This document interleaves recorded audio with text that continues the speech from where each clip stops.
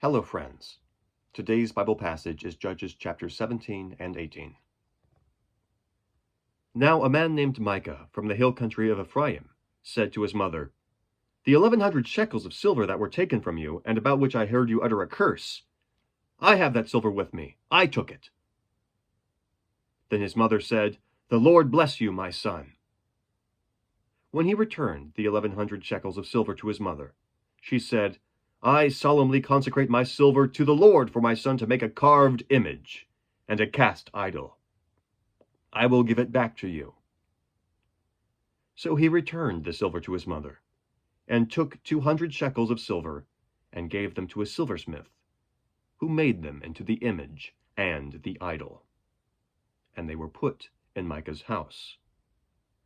Now this man Micah had a shrine, and he made an ephod and some idols, and installed one of his sons as his priest. In those days Israel had no king. Everyone did as he saw fit.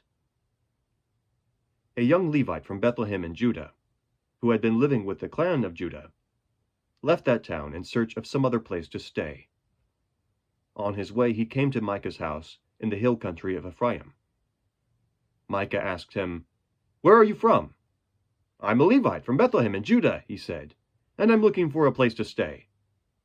Then Micah said to him, "Live with me and be my father and priest, and I'll give you 10 shekels of silver a year, your clothes and your food." So the Levite agreed to live with him, and the young man was to him like one of his sons. Then Micah installed the Levite, and the young man became his priest and lived in his house. And Micah said, "Now I know that the Lord will be good to me, since this Levite has become my priest." In those days Israel had no king. And in those days the tribe of the Danites was seeking a place of their own where they might settle, because they had not yet come to an inheritance among the tribes of Israel. So the Danites sent 5 warriors from Zorah and Eshtaol to spy out the land and explore it. These men represented all their clans. They told them, "Go, explore the land." The men entered the hill country of Ephraim, and came to the house of Micah, where they spent the night. When they were near Micah's house, they recognized the voice of the young Levite. So they turned in there and asked him, "Who brought you here? What are you doing in this place? Why are you here?" He told them what Micah had done for him, and said, "He has hired me, and I am his priest." Then they said to him, "Please inquire of God to learn whether our journey will be successful." The priest answered them, "Go in peace. Your journey has the Lord's approval."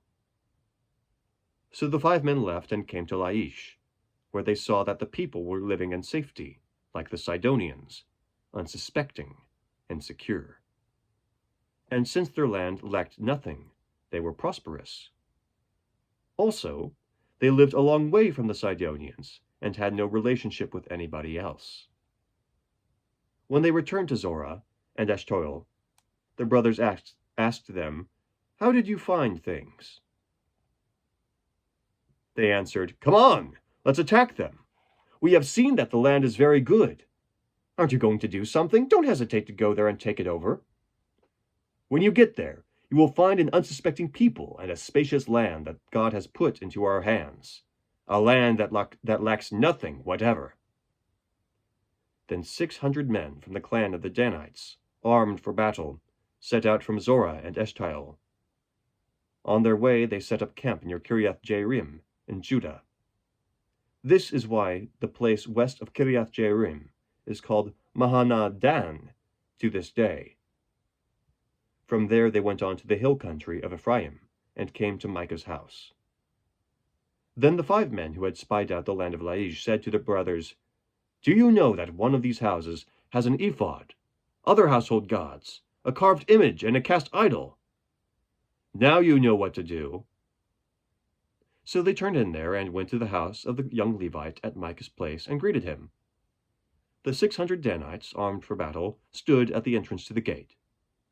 The 5 men who had spied out the land went inside and took the carved image, the ephod, the other household gods, and the cast idol, while the priest and the 600 armed men stood at the entrance to the gate.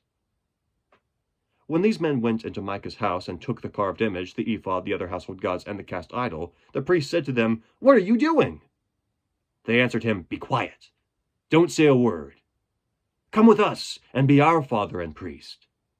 Isn't it better that you serve a tribe and clan in Israel as a priest, rather than just one man's household?" Then the priest was glad. He took the ephod, the other household gods, and the carved image, and went along with the people. Putting their little children, their livestock, and their possessions in front of them, they turned away and left. When they had gone some distance from Micah's house, the men who lived near Micah were called together and overtook the Danites. As they shouted after them, the Danites turned and said to Micah, "What's the matter with you that you called out your men to fight?" He replied, "You took the gods I made and my priest and went away. What else do I have? How can you ask what's the matter with you?" The Danites answered, "Don't argue with us, or some hot-tempered men will attack you, and you and your family will lose their lives." So the Danites went their way, and Micah, seeing that they were too strong for him, turned around and went back home. Then they took what Micah had made, and his priest, and went on to Laish, against a peaceful and unsuspecting people. They attacked them with the sword, and burned down their city. There was no one to rescue them because they lived a long way from Sidon, and had no relationship with anyone else. The city was in a valley, near Beth Rehob. The Danites rebuilt the city and settled there. They named it Dan, after their forefather Dan, who was born to Israel, though the city used to be called Laish.